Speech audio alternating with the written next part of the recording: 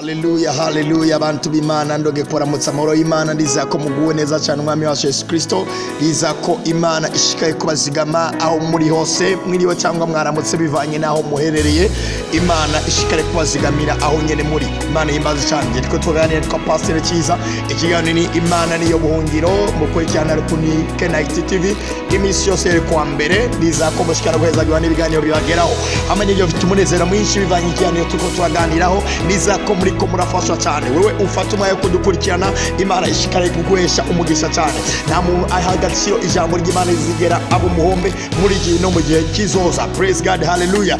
Turuka ko turi muri message idasanzwe itubwira ngo Yesu arashoboye umwami wacu atugenderamwo umwami wacu atubamwo ko musi wejo ndibuka ko twariko twaganira aho twariko tubona neza ko Satani nta bugabo bwiwe ariko dufise umugabo umwe ahambaye ari hejuru y'abandi bagabo bose bikabwire ngo ntihazagira umuntu aguhenda ko kugira ngo arakomera ahambaye uhambaye wa mbere n'umwe ni Kristo Yesu n'umugabo w'abagabo agambye isi no mwijuru nta kintu na kimwe twagara imbere yiwe ngo kigira cyo kimutwara ashoboye byose ntananigwa ntahinduka abera hose icyarimwe. Praise God, hallelujah. Hamwe n'ibyo rero nimba uwo mwami w'abami wizaka kugenderamwo izereti by'ukuri ntera kimbere kandi nkayangana nta muryango n'umwe wo kugagwa imbere birenge vya kuko uwo mwami ntiyugarirwa ku munsi w'ejo twariko tugeza tubana neza ingene bahisemwo guhamba Yesu ahambwe igihe yaramaze gucikana tubona neza ingene basize ko abo kurari kugira ngo bazibire Kristo Yesu maze bibaza ngo barazibiye maze bafata ibuye bagerekako bafashe ibuye bagerekako bararindira kugira ngo wa mugabo ntaze kuzuka arimenta kaba ariko hamwe n'ibyo kugira ngo tubane kuvugana reka tubande dusenga Imana sibyo.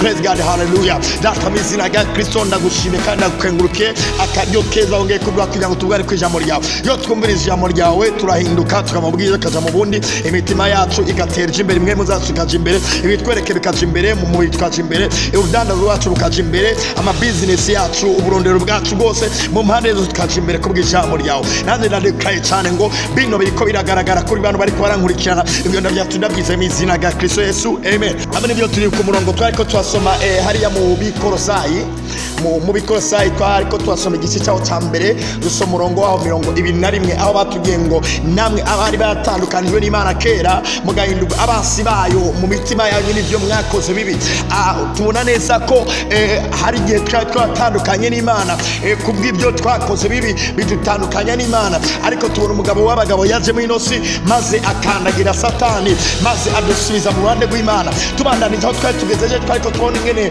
bahisemo guhamba Yesu bamushyira mu mva maze bamaze kumuhamba baravuga ati uyu mugabo ibyo yavuze ntishobora gutaha ntishobora kugaragara ko yari yavuze ngo nyuma y'iminsi 3 azozuka maze baravuga ati reka tumucunge kugira ngo turabe icyo batazi ko ibyo yavuze nyene yamari nambyeho kandi akarisoza icyo batazi ko icyo yavuze agiteramira imyaka ibihumbi gushika gishozwe ripakoso uno mugabo ndamuhamya cyane ndamwemeza cyane ndemeza cyane ko ibyavuze ntirihinduka kandi ndemeza cyane ndamushingira intahe cyane kw'ibyavuze atarivako ararisoza arariherekeza gushika rimenta icyo yavuze kigaragaye nawe ndumuyango nariko nemeranya nawe si kinyoma niko nakubwira niko nkubwira ukuri uko na Paulo yavuze ngo ibi tubabwira nibyo twibona n'amaso yacu kandi turabikorakora nawe ndakubwiza ukuri ibyo yavuze rimenta kabozire ibyo yavuze rirahamye yavuze ngo umva nabwiza ukuri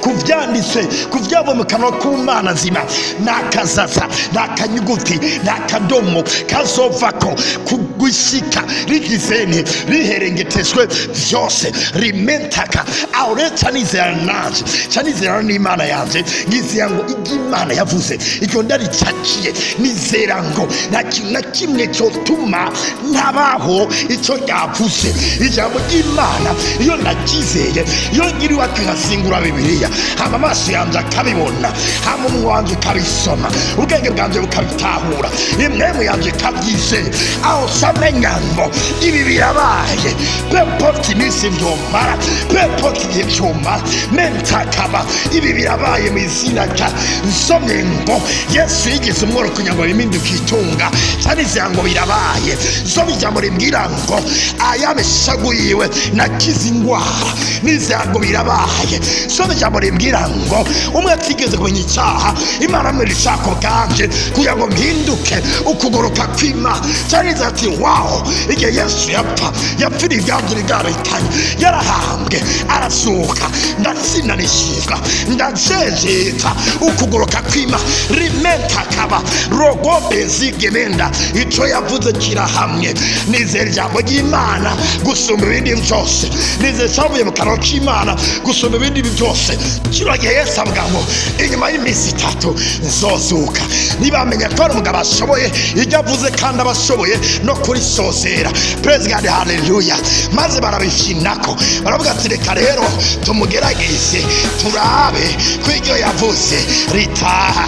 Umva ndugu yangu, iryo yavuze rirataha, iryo yavuze nta urizibira, iryo yavuze nta urihagarika, iryo yavuze rirahamye iteka ryose. Kino gihe ngo bashirako abo kurarira imva ya Yesu, hano ngo bagereka kwibuye, baravuga ati mure turarindiriye kuno mugabo agirane azuka.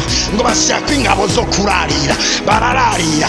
Nawe hari igihe bakugira inama, hari inama zikorana. Aba wanashaka bakakugira kwa pfumu, wanashaka bakakugira kwa rozi, wanashaka na Satani agakora inama y'abadayimoni kugira ngo baze bahagarike ubuzima bwawe, cyangwa basibire kwereke arementaya, cyangwa baziremerishe yawe, cyangwa basibire ibidasanzwe kuzima. Ariko ngo bwire ngo hari umugabo atuamwereka. Erega Yesu yavuze ngo isengero ryanje nzoryubaka ku rutare, amarembo y'ikuzimu atarisho. Repako isengero ry'Imana yaryubatse ku rutare, amarembo y'ikuzimu narisho. Rementa kabasideya repasure. Ushime mwami w'abantu, ushime Kristo asikamane. Ewe Yesu we waramamaye, aho ugeze hose bagukurira inkovu. Azeketa manderede zeketa. Uyu ni umugabo w'abagabo, uyu ni umugabo atazibirwa, uyu ni umugabo adahagarikwa, uyu ni umugabo atavuga. Rementa gezudebeda sekota. Kino gihe ngo bashaka kurarira, maze ngo bararira imva ya Yesu sekemenda.